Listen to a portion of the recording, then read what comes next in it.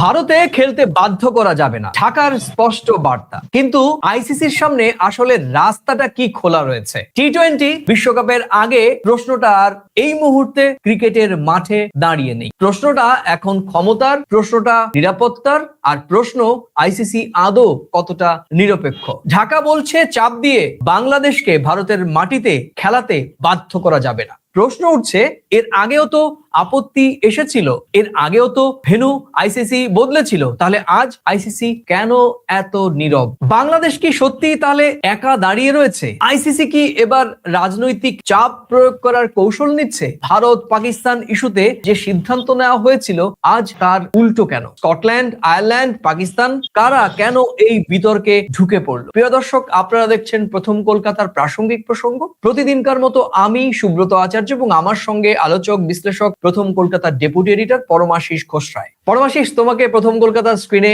স্বাগত। পরমাশিস, তুমি সবটা শুনলে। বাংলাদেশের পক্ষ থেকে যে দাবিটি করা হয়েছে, চলো আগে আমরা একটু দর্শকদের উদ্দেশ্যে সেই দাবিটি একটু।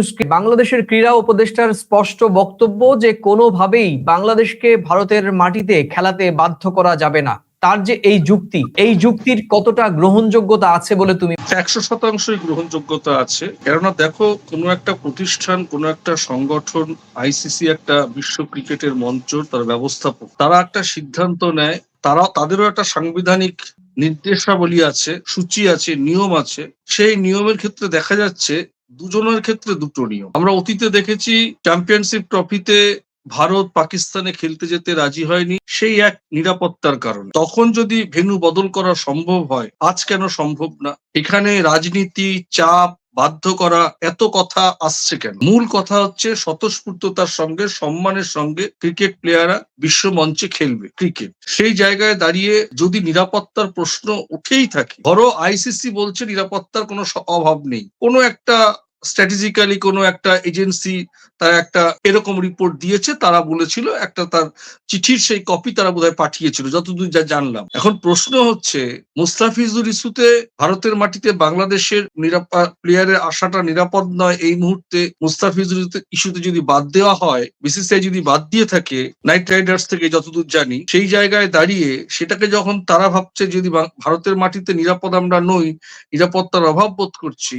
তাহলে তাদেরকে অন্য ভেন্যুতে খেলাতে অসুবিধাটা ভারতের ক্ষেত্রে যদি হতে পারে, তাহলে বাংলাদেশের ক্ষেত্রে কেন হবে না? এখানে তো সমান দৃষ্টি, সমান সম্মান দিয়ে দেখা উচিত। এখানে তো খেলাটাকে সুষ্ঠুভাবে সম্পন্ন করাটাই মূল লক্ষ্য হওয়া উচিত। হ্যাঁ, প্রশ্ন আসবে ভেন্যু বদলে কিছু আর্থিক ক্ষতি, চেঞ্জ। আপাতত তো মানে আইসিসি তো আর ব্যবসায়িক সংগঠন নয়। খেলাটাকে মুখ্য, টি-20 বিশ্বকাপটাকে বিশ্ব দরবারে পৌঁছানোটা মূল লক্ষ্য। পুরোটাই কি ব্যবসায়িক লক্ষ্য? কিছু ঘাটতি, কিছু কমতি আসবে, হোক, ব্যবসায়িক লক্ষ্য হলেও যা পরিস্থিতি তৈরি হয়েছে, আইসিসি এরপর এই আসন্ন টি-20 বিশ্বকাপ থেকে ব্যবসা করতে পারবে সে প্রশ্ন, সেটা তো পরের কথা। ক্রিকেটের মঞ্চে আজকে বাংলাদেশের বিসিবি কোন দেশকে প্রতিনিধিত্ব করতে আসছে? বাংলাদেশকে। ভারতীয় প্লেয়াররা কোন দেশকে প্রতিনিধিত্ব করবে? ভারতকে। পাকিস্তান কোন দলকে প্রতিনিধিত্ব করতে আসবে? কোন দেশকে? পাকিস্তানকে। তো দেশের সম্মান যেমন জড়িয়ে, ক্রিকেট প্লেয়ারদের সম্মান, নিরাপত্তাটা তো সমান দৃষ্টিতে দেখতে হবে। ভারতের ক্ষেত্রে এক দৃষ্টি হবে আইসিসি, পাকিস্তানের, বাংলাদেশের ক্ষেত্রে কেন আলাদা হবে? সবার আগে সম্মান, নিরাপত্তা এবং ক্রিকেটের আভিজাত্যটা বজায় রাখা। আদৌ আভিজাত্য আছে? এই নোংরা রাজনীতি ঢুকে যাওয়ার পর তোমার মনে হয় যে এই আন্তর্জাতিক ক্রিকেট নিয়ন্ত্রক সংস্থা, সেই জন্যই তো আজকে এত আলোচনায় দাঁড়িয়ে গেছে আইসিসি। সেই জন্যই তো আভিজাত্য থাকবে কি করে? এবং এই বাংলাদেশ আইসিসি থেকে লোকে প্রশ্ন তুলছে কেন? বাংলাদেশ একটা ছোট দেশ, আমি ছোট বলে আমি জনসংখ্যায় ছোট, ক্রিকেটের মঞ্চে তারা ভালো জায়গায় আছে। ভারত, পাকিস্তান, বাংলাদেশ খেলা হলে, ওয়েস্ট ইন্ডিজ খেলা হলে স্ট্র্যাটেজিক্যালি সাজিয়েছে ভালো, কিন্তু সের উপস্থাপনটা তো করতে হবে। ভেন্যু নিয়ে, নিরাপত্তা নিয়ে যদি কোনো প্রশ্ন আসে, সেটাকে শর্ট আউট কারা করবে? আইসিসি করবে। সেখানে কেন রাজনীতি থাকবে? আজকে আইসিসি কে শুনতে হচ্ছে অযৌক্তিক, শব্দটি শুনতে হচ্ছে অযৌক্তিক চাপ দিয়ে বাংলাদেশকে ভারতের মাটিতে খেলাতে বাধ্য করা যাবে না। দৃঢ়ভাবে বাংলাদেশ থেকে আইসিসির ওপর উল্টো একেবারে যৌক্তিকভাবে প্রেসার দেওয়া হচ্ছে। আর এই বক্তব্যটি কিন্তু এই মুহূর্তে ঢাকার নয়, এটা আন্তর্জাতিক ক্রিকেট ব্যবস্থার জন্য একটা বড় প্রশ্ন। বিসিসিবি আগেই জানিয়েছিল যে নিরাপত্তার কারণে তারা ভারতে খেলতে চায় না। পরমাশিস, তাদের প্রস্তাব ছিল ম্যাচ সরানো হোক শ্রীলঙ্কায়। ঢাকায় আইসিসি প্রতিনিধিদের সঙ্গে বৈঠক হয়েছে, কিন্তু কোনো সমাধান হয়নি।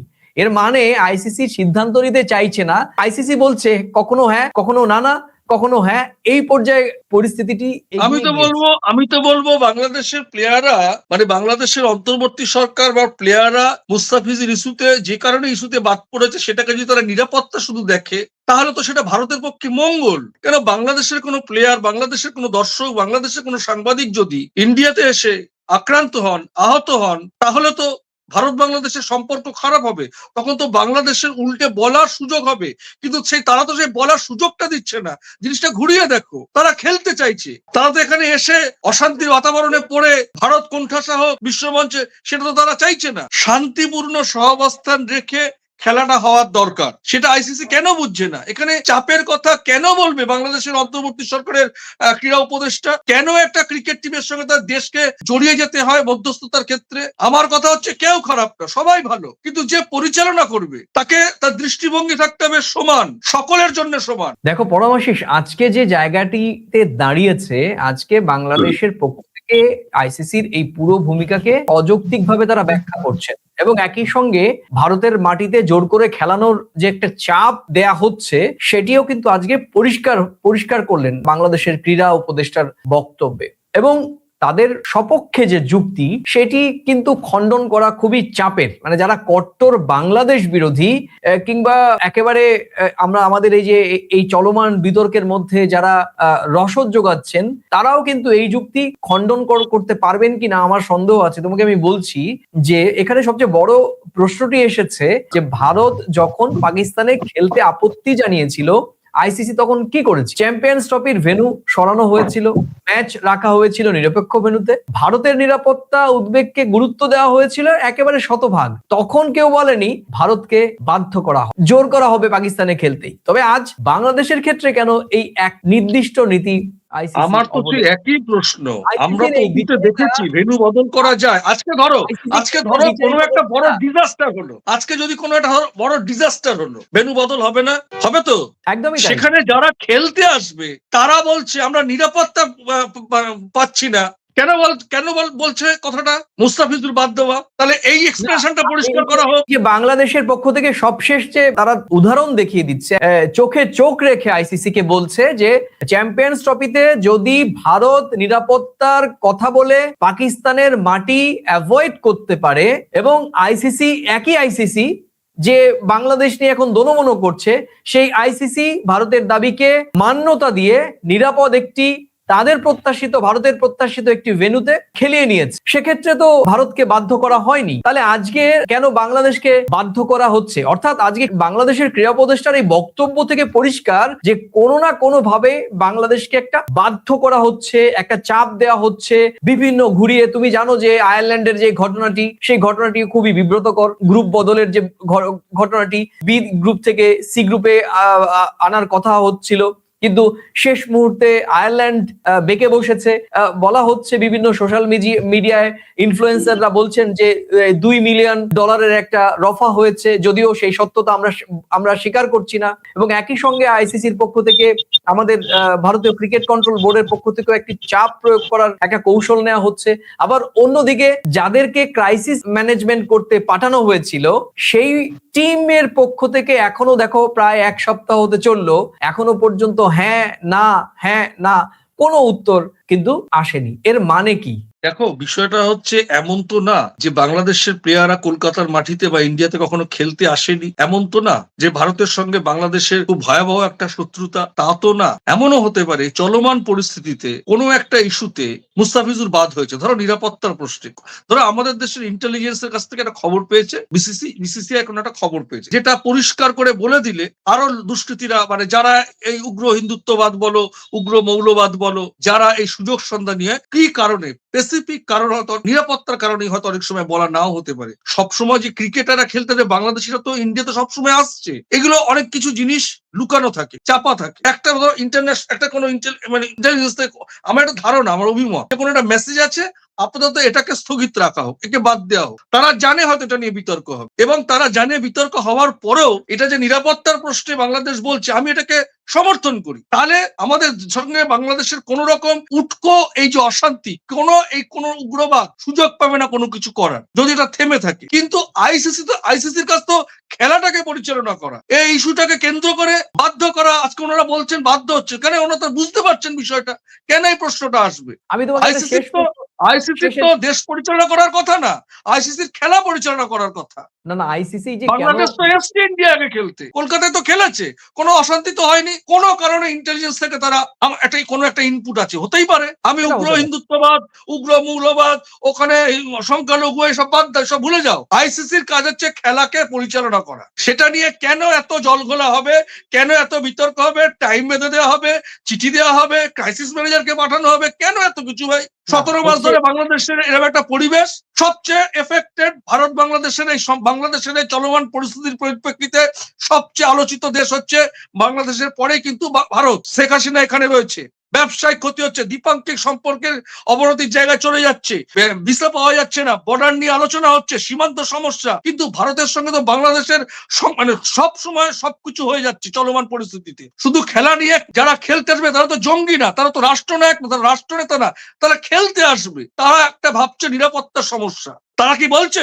কেন বাদ দিয়ে দিল মুস্তাফিজুরকে, আমরা ইন্ডিয়ার সঙ্গে সম্পর্ক রাখবো না, কোনোদিন যাবো না, এরকম তো তারা কি বলছে? মুস্তাফির ইস্যুটাকে কেন্দ্র করে হয়তো তারাও আতঙ্কিত হতে পারে। ভয় কি সবার মনে থাকে না?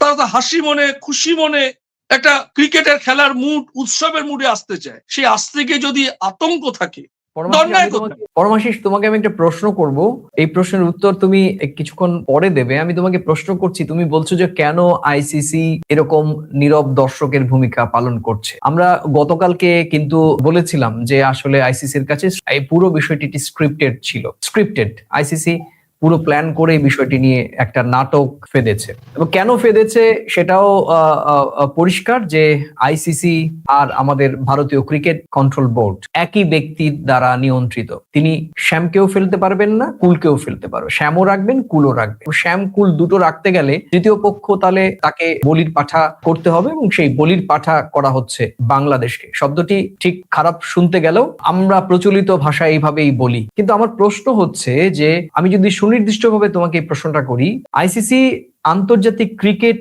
নিয়ন্ত্রক সংস্থা, একটি আন্তর্জাতিক সংস্থা। সেখানে ভারতের প্রতিনিধি থাকতে পারে, বাংলাদেশের প্রতিনিধি থাকতে পারে, পাকিস্তানের প্রতিনিধি থাকতে পারে। অতীতেও আমরা দেখেছি বিভিন্ন দেশের প্রতিনিধিরা সেখানে নেতৃত্বে ছিলেন। সেটি একটি ভারসাম্য নিরপেক্ষতার চেয়ার, একটা ব্যালেন্সিং এর চেয়ার। তার আইসিসির দৃষ্টিতে ভারত, পাকিস্তান, শ্রীলঙ্কা বা আমাদের এই ক্রিকেটীয় পরিবার, এই পরিবারের সকল সদস্য, বাবা মায়ের কাছে যেমন ছেলে মেয়ে, ছোট বড়, কালো সাদা সমস্ত সন্তান সমান, ঠিক একই রকম ভাবে আইসিসির কাছে বাংলাদেশ, ভারত, পাকিস্তান, শ্রীলঙ্কা বা অন্যান্য দেশ যারা খেলেন নিয়মিত, তারা সকলেই সমান। এক্ষেত্রে তোমার কাছে প্রশ্ন, এটা বরাবর ভাবে আমরা সমালোচনা করছিলাম, আমি সমালোচনার জায়গা থেকে নয়, আমি ভারসাম্যের জায়গা থেকে প্রশ্ন করছি।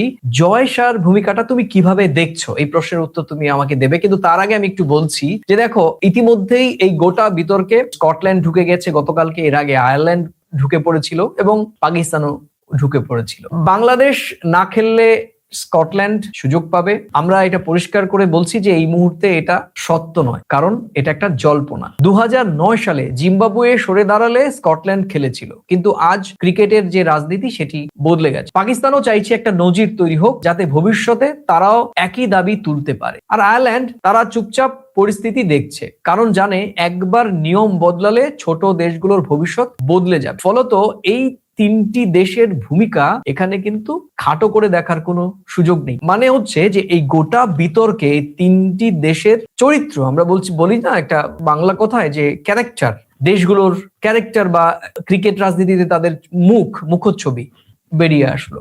তুমি কিভাবে দেখছো? দেখো, এটা তো ক্রিকেটের যারা বিশারদ ক্রিকেট বিশ্লেষক, তারা আমার চেয়ে এটা ভালো বলবে। আমার কথা হচ্ছে, খেলার ব্যাপারে যারা পরিচালন করবে খেলাটাকে, সেটা ছোট লেভেলে হোক, বড় লেভেলে হোক, বিশ্বমঞ্চে হোক, বিশ্বকাপের ক্ষেত্রে হোক, যারা পরিচালক হবে, পরিচালনা করবে, ব্যবস্থাপক যারা হবে, তাদের সমান দৃষ্টি রাখা উচিত। এবার তোমার দ্বিতীয় প্রশ্ন, জয় শাহের ভূমিকা। দেখো, আমি তোমাকে পিন পয়েন্টে কথা যদি বলি, আইসিসি, ইন্টারন্যাশনাল সিকিউরিটি এজেন্সি, যারা এই সমীক্ষা করে, সার্ভে করে নিরাপত্তার পরিবেশটা কতটা কি আছে। যতদূর জেনেছি একটা নিরাপত্তার পরিবেশের ক্ষেত্রে তারা একটা আন্দাজ করেছে বা আশঙ্কা করেছে একটা এরকম প্রবণতা যে কোনো সমস্যা হতে পারে। আমরা সেটা আগেও এপিসোডে বলেছি যে জার্সি পরে খেলতে গেলে, দর্শকরা গেলে, সাংবাদিকরা গেলে, যেটা বাংলাদেশের পররাষ্ট্র উপদেষ্টা এবং প্লাস ক্রীড়া উপদেষ্টাদের মন্তব্য থেকে আমরা জেনেছি যে তার একটা আতঙ্ক। 3টে পয়েন্ট বলা হয়েছে, সেখানে কিন্তু মুস্তাফিজুরকে বাদ দেওয়ার কোনো বিশেষটা উল্লেখ ছিল না। এবার আইসিসি যদি নিরাপত্তার আশঙ্কা করে বিসিবি কে কোনো একটা মেসেজ দেয়, তাহলে আইসিসি কেন ভারতে খেলতে আসার জন্য এদেরকে চাপ দেবে যে যা শিডিউল আছে তাই? তাই যা শিডিউল আছে তাই যদি হয়, তাহলে এই জাতীয় মেসেজটা আইসিসির পক্ষ থেকে বিসিবি কে দেওয়া হয়েছিল কেন? 3 নম্বর পয়েন্ট, মুস্তাফিজুরকে বাদ দেওয়া হলো কেন বাদ বলছি না, বাদ। এটা গেল একটা দিক। দ্বিতীয় দিক, বাংলাদেশিদেরকে এখানে খেলতে দেওয়া হবে না। বিসিসিআই যদি এই কারণে মুস্তাফিজুরকে বাদ দিয়ে থাকে, তাহলে আইসিসি কি করে এই প্লেয়ারদেরকে এখানে খেলতে আসতে বাধ্য করছে, শিডিউলটা তৈরি করছে? বিসিসিআই কিন্তু তাদের একটা স্ট্র্যাটেজিক্যালি পয়েন্ট থেকে মুস্তাফিজুরকে বাদ দিয়েছে। কেন দিয়েছে মুখে না বললেও বোঝা যাচ্ছে নিরাপত্তার কারণে। সেটা কিন্তু বাংলাদেশের প্লেয়ার থেকে শুরু করে বিসিবি এবং উপদেষ্টারা অলরেডি স্ট্যান্ড পয়েন্ট বলে দিয়েছে। তাহলে আইসিসির তরফ থেকে উপযাচক হয়ে এত কিছু বলতে যাওয়ার কি দরকার ছিল? আইসিসি নিশ্চয়ই কোথাও একটা ভুল আছে। যদি ভুল না থাকে তাহলে ক্রাইসিস ম্যানেজারকে পাঠাতে হয় কেন? এখানে আইসিসি বললে তো ব্যাপারটা আন্তর্জাতিক সংস্থা হয়, কিন্তু আইসিসি তো ভারতের একজন ক্রিকেট প্রশাসক চালাচ্ছে। বিষয়টি হচ্ছে বারবার এখানেই প্রশ্নবিদ্ধ পরমাশিস। মানে ব্যাপারটি হচ্ছে তুমি বারবার করে যদি আইসিসির কথা বলো, আইসিসি শুনলে মনে হচ্ছে যে একটা ভারসাম্যহীন নিরপেক্ষ আন্তর্জাতিক ক্রিকেট নিয়ন্ত্রক সংস্থা। কিন্তু প্রশ্ন ইতিমধ্যেই যে যতদূর জল গড়িয়েছে তাতে এখনো পর্যন্ত নিরপেক্ষ রয়েছে আইসিসি, সেটা কিন্তু প্রমাণ হয়নি। তারা এখনো বলেনি বাংলাদেশের দাবি মানা হচ্ছে না, ভেন্যু চেঞ্জ করা হবে না, তোমাদের যে পয়েন্ট কেটে নিতে হবে এবং তোমরা যেহেতু অস্বীকৃতি জানিয়েছো তোমাদের ফাইন হবে, কিংবা বর্তমান নিরাপত্তার পরিস্থিতির কথা বিবেচনা করে ফাইন হলো না কিন্তু পয়েন্ট ভাগাভাগি করতে হবে। আর